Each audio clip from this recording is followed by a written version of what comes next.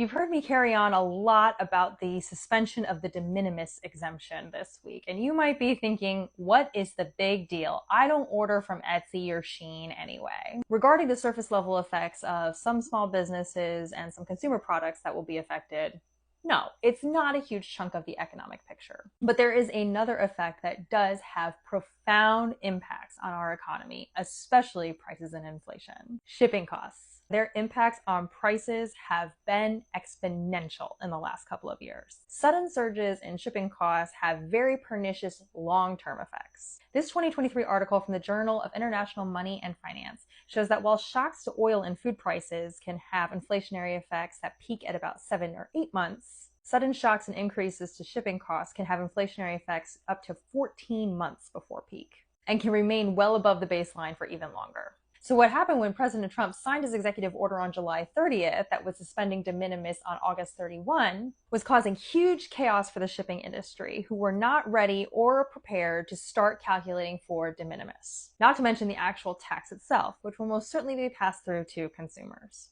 We could be looking at something like years of inflationary effects because we decided to bum rush a policy through. And this is why you don't move fast and break things in the federal government. Whatever your thoughts are on the de minimis framework itself, and there are many legitimate ones pertaining to environment or foreign labor exploitation, there is simply no good to be had from this slash and burn method.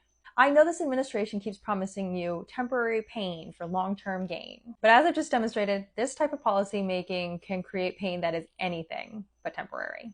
So call Mike Crapo in Senate Finance and Jason Smith in House Ways and Means, and remind them that taxes are their job and they need to start doing it.